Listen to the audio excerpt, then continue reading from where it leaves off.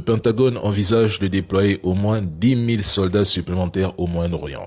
Le chef d'état-major de l'armée israélienne qui dit qu'il n'y a pas assez d'hommes à disposition dans l'armée israélienne, alors même pourtant que le gouvernement a donné son feu vert pour augmenter la jauge maximale pour recruter des réservistes à 400 000. Or, pour le chef d'état-major, ça n'est pas suffisant parce qu'il y a 4 fronts terrestres en ce moment, Gaza, la Syrie, la Cisjordanie et évidemment le Liban. En fait, ce qu'il veut dire, ce qu'il pointe du doigt, c'est la communauté ultra-orthodoxe. C'est pour ça. On sait que l'entité est faible. Sans l'aide des États-Unis, elle ne pourrait pas faire face à l'Iran sur un champ de bataille.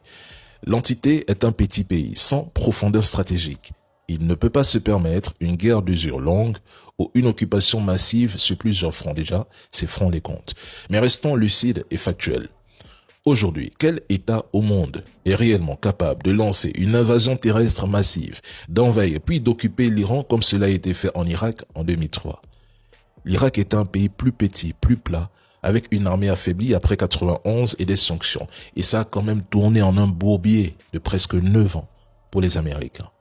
L'Iran est bien plus grand, plus montagneux, mieux armé en missiles et en forces asymétriques, avec une population très nationaliste. Ils ont une armée régulière bien entraînée. L'Iran prépare depuis longtemps une défense en profondeur avec des villes de missiles souterraines dispersées. Ce que Trump envisage ressemble à un cauchemar pire que l'Afghanistan ou l'Irak combinés, quelle que soit la zone d'opération. Même s'il se limite à des opérations près des côtes iraniennes, les Américains s'enliseront. C'est tout.